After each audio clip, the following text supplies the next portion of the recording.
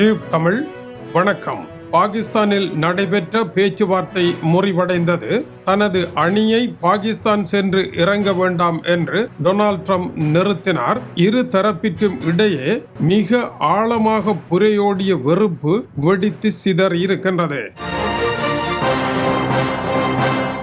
அவசர செய்தி. அமெரிக்க அதிபர் பத்திரிகையாளர்களுக்கான விருந்துபசாரம் ஒன்றை வழங்கிக் கொண்டிருந்த வேளை நடைபெற்ற துப்பாக்கி சம்பவம் அமெரிக்க அரசியலில் அதிகாலை நேரம் பரபரப்பை ஏற்படுத்தி இருக்கின்றது. இந்த சம்பவத்தில் அதிபர், அவருடைய மனைவி முதல் பெண்மணி மெலனியா ட்ரம்ப் மற்றும் JD வான்ஸ் போன்றவர்கள் காப்பாற்றப்பட்டார்கள். துப்பாக்கி சூட்டு சம்பவத்தில் அதிரடிப்படை போலீசார் ஒருவர் காயமடைந்தார். சம்பந்தப்பட்ட நபர் கைது செய்யப்பட்டார். இவர் 31 வயதுடைய கலிபோர்னியாவை சேர்ந்தவர் என்றும் இவரிடம் அதிசக்தி வாய்ந்த துப்பாக்கி, கத்திகள் என்பன இருந்ததாகவும் இத்தகைய பெரும் தலைவர்கள் இருக்கும் ஒரு மாநாட்டு மண்டபத்தினுடைய அருகே இவர் எப்படி நுழைந்தார் என்பது கேள்விக்குறியாக இருக்கின்றது. இவரை போலீசார் மடக்கி பின்னரும் கூட தொடர்ந்து சரமாரியாக துப்பாக்கி பிரயோகம் செய்திருக்கின்றார். ஆனால் இந்த துப்பாக்கிதாரியினுடைய நோக்கம் என்ன என்பது இன்னமும் உறுதி செய்யப்படவில்லை. வெளிநாட்டு சதி இருந்ததா என்பதும் தெரியவில்லை.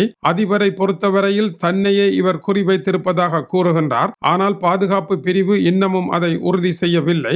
ஈரானுடனான பேச்சுவார்த்தை முறிவடைந்த நிலையில் உடனடியான ஒரு தருணத்தில் இச்சம்பவம் நடைபெற்று இருப்பதானது பலத்த பரபரப்பை ஏற்படுத்தி இருக்கின்றது. இது தொடர்பான விசாரணைகள் நடைபெற்றுக் கொண்டிருக்கின்றன. பல கேள்விகளுக்கு இன்னமும் விடை கிடைக்கவில்லை என்று நிருபர்கள் தெரிவிக்கின்றார்கள்.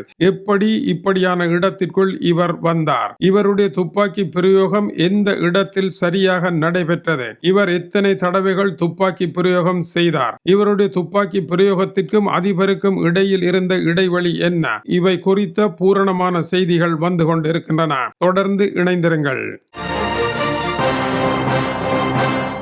பாகிஸ்தானில் நடைபெற்ற பேச்சுவார்த்தை முறிவடைந்தது.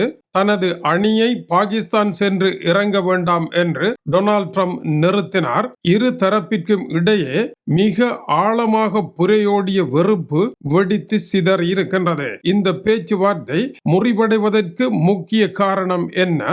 பிபிசியில் இருந்து ஜோ இன்வுட் இது பற்றி கூறுகின்ற பொழுது, டொனால்ட் ட்ரம்ப் பேச்சுவார்த்தைக்கு அனுப்பிய குழுவினர் JD வான்ஸ் இல்லாமல் டொனால்ட் ட்ரம்பினுடைய மருமகன் ஜெராட் குஷ்னர், அவருடைய நண்பர் ஸ்டீவ் விட்கோவ் ஆகிய கீழ்மட்ட தூதுக்குழு ஒன்றையே ஈரானுடன் பேசுவார்கள் என்று அறிவித்திருந்தார். இந்த தூதுக்குழுவினருடன் ஈரானுடைய வெளியுறவுத்துறை அமைச்சர் அப்பாஸ் அரக்சி இருந்து பேசுவதே ஈரானுக்கு அவமானம் தருகின்ற ஒரு விடயமாக அமையும்.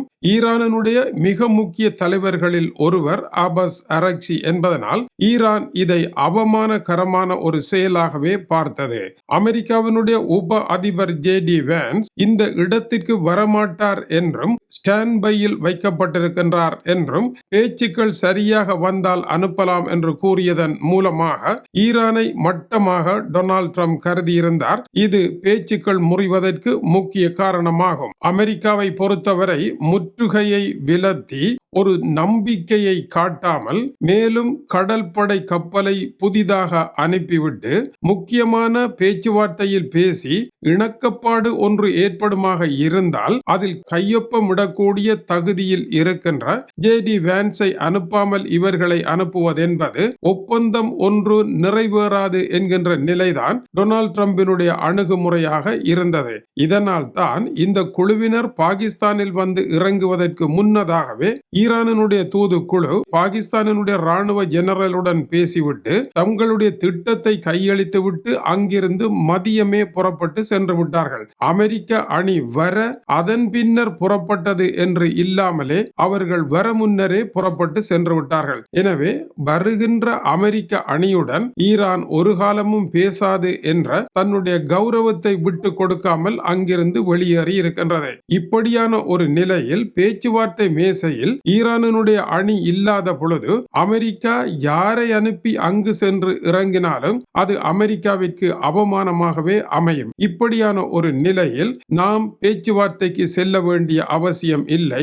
எதுவுமே இல்லாத ஒரு பேச்சுவார்த்தைக்காக 18 மணி நேரங்கள் பயணம் செய்து பாகிஸ்தானில் இறங்கி என்ன பயன் என்று தன்னுடைய தூதுக்குழுவினரை தான் நிறுத்திவிட்டதாக அமெரிக்க அதிபர் ஃபாக்ஸ் நியூஸிற்கு தன்னுடைய கருத்துக்களை வழங்கி இருக்கின்றார். தாங்கள் தாங்கள் உயர்ந்த இடத்தில் இருப்பதாகவும் தீர்மானம் எடுக்கும் இடத்தில் இருப்பதனாலும் எதற்காக பணிந்து போக வேண்டும் என்பது தெரியவில்லை என்ற அவர், ஈரான் மீதான முற்றுகை மேலும் மேலும் இறுக்கமடையும், அதனால் தாங்க முடியாத நிலையை அடைந்த ஈரான் தானாகவே கெஞ்சி கேட்டு பேச்சுவார்த்தைக்கு வர வேண்டும், அப்படி வருவதாக இருந்தால் எந்த நேரம் வேண்டுமானாலும் அவர்கள் வரலாம் என்று குறிப்பிட்டிருக்கின்றார். தம்மை பொறுத்த வரையில் அவசரம் எதுவும் கிடையாது என்றும் டொனால்ட் ட்ரம்ப் தெரிவித்திருக்கின்றார். ஆனால் போர் நிறுத்தம் நடைபெறுகின்ற காரணத்தினால் உடனடியாக போர் தொடருமா என்ற கேள்விக்கு அது பற்றி தான் இன்னமும் சிந்திக்கவில்லை என்றும் அவர் குறிப்பிட்டிருக்கின்றார். இதனுடைய கருத்து திடீரென அவர் மனம் மாறுவதற்கான இடம் உண்டு.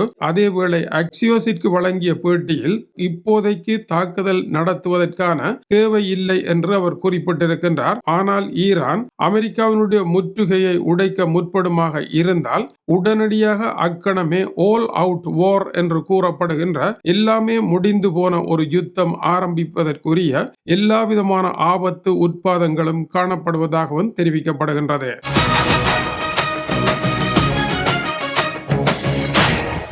ராஜதந்திர திருப்பம் ஒன்று ஏற்படும் என்று எல்லோரும் கருதினார்கள். ஆனால் இப்பொழுது ராஜதந்திர இருட்டு தான் ஏற்பட்டு இருக்கின்றது. டொனால்ட் ட்ரம்பினுடைய தூதுக்குழுவினர் பாகிஸ்தான் சென்று ஈரான் விட்டு போன கடதாசியை படித்து என்ன இருக்கின்றது அதை படிக்க அமெரிக்கா விரும்பவில்லை. அதேவேளை பாகிஸ்தான் முன்னெடுத்த மத்தியஸ்தம் தோல்வி அடைந்து விட்டது. இனி பாகிஸ்தானை கைவிட்டு ஈரான் முற்றுகையை உடைப்பதற்கான ஒரு போரை தொடங்கக்கூடிய சூழ்நிலையே இருக்கின்றது. பாகிஸ்தானுடன் பேசுவதன் மூலமாக முற்றுகையை தளர்த்தலாம் என்ற முயற்சியை எடுத்தது ஈரான். அது ஏறத்தாழ தோல்வியில் முடிவடைந்து விட்டது. இந்த நிலையில் டொனால்ட் ட்ரம்ப் பேச்சுவார்த்தை மேசையை விட்டு விலகி இருப்பது அவர் போரொன்றை தொடங்குவதற்கான எண்ணத்துடன் தான் இருக்கின்றார் என்ற சந்தேகத்தையே ஏற்படுத்துகின்றது. அதே நேரம் ஈரான் தாக்குதலை எங்கே நடத்த போகின்றது? அமெரிக்காவின் மீது நடத்த போகின்றதா? இல்லை, இப்பொழுது புதிதாக சொல்லி இருக்கின்ற தங்களுடைய துறைமுகங்கள் செயற்படாதது போல சவுதி அரபு எமிரேட்ஸ் கட்டார் போன்ற நாடுகளினுடைய துறைமுகங்களும் செயற்பட முடியாமல் போகும் அளவிற்கு ஒரு தாக்குதலை நடத்த போவதாக கூறியிருக்கின்றது. அதுதான் திட்டமா, இல்லை அமெரிக்க கடற்படை மீது புதுவிதமான தாக்குதலை நடத்த திட்டமா, இல்லை கோர்மூஸ் நீரிணையில் ஏதாவது புதுவகை நடவடிக்கையை எடுக்க திட்டமா என்பது தெரியவில்லை.